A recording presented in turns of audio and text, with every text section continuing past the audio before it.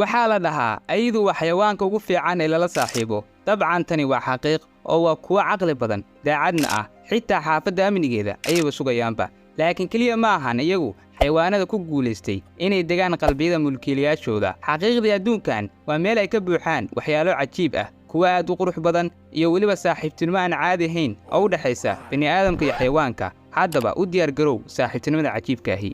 Kiara Analdolfo kadib markii laga mamnuucay dalka Mexico isticmaalka xayawaanaadka loo isticmaalo bandhig-faneedka ee 2014 ayaa ninkan lagu magacaabo Adolfo Karam bilaabay in noloshiisa ku lamaaniyo xanaaninta bislaha waaweyn. wuxuuna gurigiisa ka dhisay goob uu ku xanaaneeyo kuna daryeelo xayawaanaadka. haddaba mid ka mid ah xayawaanaadku korsada waxaa ka mid ahaa Kiara, taasoo hel cagabaruur markii uu ninkan soo badbaadinayay. haddaba Adolfo ayaa u soo koriyey Kiara sida gabadhiisa oo kale ka hor inta aysan kala marin laba waddo oo kala duwan. kadib markii la geeyey xarun weyn si ay halkaas ugu korto sanooyin kadib ayna u muuqatay inay kala maqan yihiin muddo aad u dheer, ayaa Kiara waxay ahayd mid aan ilaawin xariistii uu muujiyey Adolfo markay cagabaruurta ahayd. haddaba soo laabashadiisii waxaa la filayay inay ilowday isaga ula dhaqmaysana si ka duwan sidii waagii hore, balse Kiara aragtidii koowaad bay aragtayba ayaba ku soo haadeba iyadoona ku boobtay dhunkasho aan kala joogsi lahayn. xidhiirka u dhexeeya waa mid aad u qoto dheer, inaba aan caadahin runtii. waxaan dhihi karaa waa khiyaar kala baadidooday.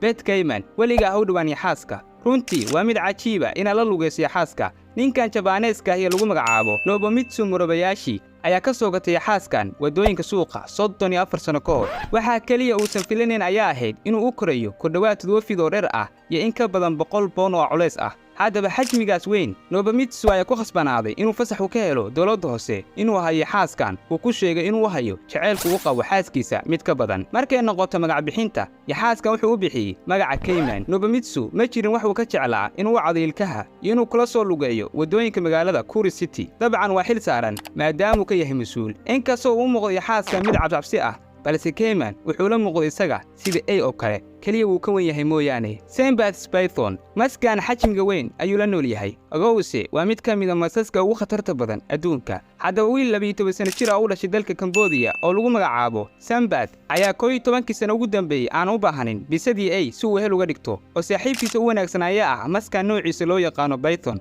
oo loogu magac daray Jamrun. markii Saint-Beth hooyadiis uurka lahayd waxay ku riyootay in mas uu difaaci doono cunugeeda aan weli dhalan. waxay ahaataba Jamrun ayaa laga helay isagoo leegsuulka sariirta cunuga aan dhalan hoostiisa. waxay isku dayeen inay fasaxaan iyagoona geenaya webiga u dhow, balse 2 isbuuc kadib maskii ayaaba ku soo laabtay xaafaddii. kadib waxay go'aansadeen inuu la joogo. Saint-Beth ayaa ku dul seexday maskan abo weliba isagoo dhunkanaya. cajaa'ib shiikhow. Brutus the Bear marka aad ka fikiraysid xayawaanada hilibcunka ahi, maxaa niyadda ku soo dhacaya? axmaqnimo, wuxuusnimo iyo inaad naftada kala cararto. dabcan waxaa ka mid ah xayawaanadaas dubka. Casey Anderson ayaa soo badbaadiyey dubkan, gaar ahaan beerta xayawaanaadka oo ahayd meel ay ku badan yihiin xayawaanaadka duurjoogtahi markuu jiray 5 bilood. inkastoo uu damcay inuu iska fasaxo maadaamuu waayey goob uu ku hayo, haddaba xaaladdaas xun ee isku beddeshay xaalad jawi farxadeed ah, saaxiibtinimona u dheer tahay, iyagoona noqday saaxiibo aad isku fahmay. sida caadiga ahi markaad guursato waxaad jeceshahay in walaalaha iyo asxaabtaada ay kula joogaan, laakiin sidaas ma ahan Casey oo wuxuu waqti la qaataa saaxiibkiisa isagoo xitaa u dhiga xaflado dhalasho. isfahanka ka dhexeeya ayaa ah mid aad u sareeya oo weliba cajiiba. Moyo the Elephant maroodiga ma ilaawin waxay u qabatay haweeneydan kadib markii ay ka heshay Moyo, kaasoo ka soo jeeda qaaradda Afrika xilli uu ka lumay raxantiisa maroodiyaasha ayna soo wajahday xaalad aad u xun, ayna ku soo hareersameen kooxo dhurwaayaal ah oo aad u gaajaysan. haddaba haweeneydan ku xeel dheer dhanka xayawaanaadka ee Roxy Dankiewicz ayaa halkaas ka soo kaxaysay iyadoona keentay gurigeeda. Moyo ayaa aad u jeclaaday haweeneydaas. haddana Moyo ayaad u moodaa inuu aad ugu dhex weynaaday guriga dhexdiisa, isagoona gurigii ka dhigayba meel uu ku badboodo oo wax ka badbaadiyaba maba jiraanba, ha ahaadaan dhirta guriga, koobabka iyo xitaa cuntada taalajikada. inkastoo Roxy ay u tababartay musqul aadidda, micnaha inuu dibadda xaajadiis ku soo dhammaysto, haddana waxaa jira shilal arrintaas ku saabsan. Archie the Polar Bear sida caadiga ahi dub-cirifeedka ma ahan xayawaan sahlan ee waa mid aad u khatar badan oo weliba aad ugu xeel dheer ugaarsiga, awoodna ku leh dhulka barafka ahi. waana waali inaad u dhowaato agaarka xayawaankaas oo si shakhsi aad ula kulanto. Mark Thomas waa shakhsiyaadka cajiibka ahi ee weliba korsada xayawaankan ee ku nool dalka Canada. weliba Mark ayaa soo helay Archie markay jirtay 8 isbuuc oo keliya, wuxuuna u soo korsaday sida ciyaalkiisa oo kale. inkastoo uu kala kulmay qaniinooyin markii yareed, balse waxaa halkaas ka bilaabmaday jawigii farxadeed iyagoo ku wada dabaalanaya isku oo ma jirin waxay ka jeclaayeen inay sameeyaan arrintaas.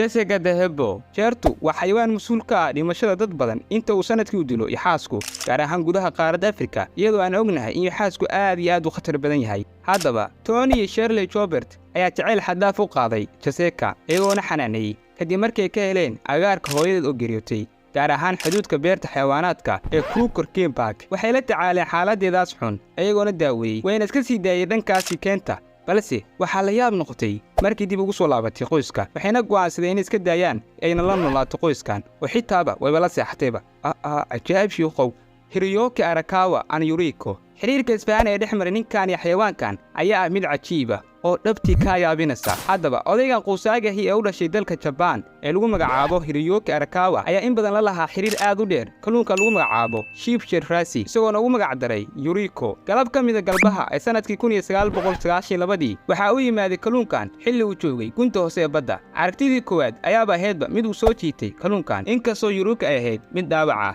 iyadoona qarka u saarnayd geeri dhaawacaas awgiis. Hiroyuki ayaa maalin kasta u soo laaban jiray isagoo u wada 5 dabaqalo cunto ahaan wuxuuna sidoo kale soo eegi jiray inuu bogsaday dhaawacii taasoo xayawaankan soo jiidatay isagoona ku laaban jiray intuu awoodo ku dhawaad 30 sano taasoo Yuriko ahayd mid aqoonsta ninkan maadaama in badan ay kulmeen taasoo ah dareen cajiib ah iyo saaxiibtinimo aad u dheer. xiriirkoodu waa mid dhif naadir ku ah dunidan gaar ahaan dhankaasi kalluunka inkastoo ay jiraan caddeemo muujinaya inay jiraan noocyo badan oo kalluunka ka mid ahi oo aad uga fiican dhanka xasuusta kalluunkan ayaa haddana saynisyahannadu aad ugu wareereen saaxiibtinimada cajiibka ahi ee Yuriko.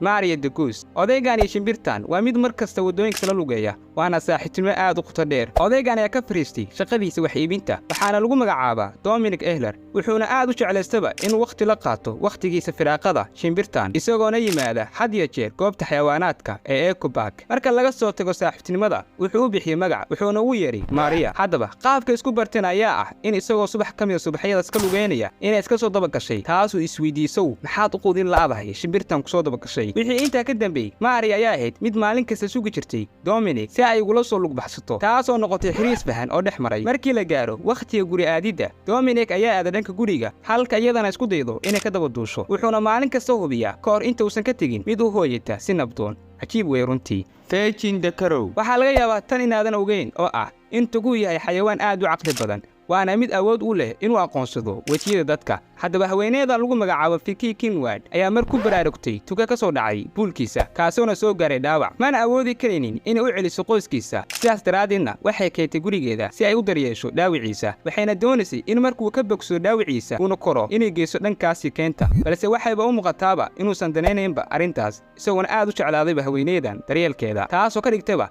inuu ka mid noqdo qoyska. Wuxuu ahaa mid mar kasta tegi kara imaan karana guriga oo markuu meelaha soo qarabto ayuu dib guriga ugu soo laabtaa isaga iyo eegan iyo Vicky ayaa noqday sida qoys camal oo kale.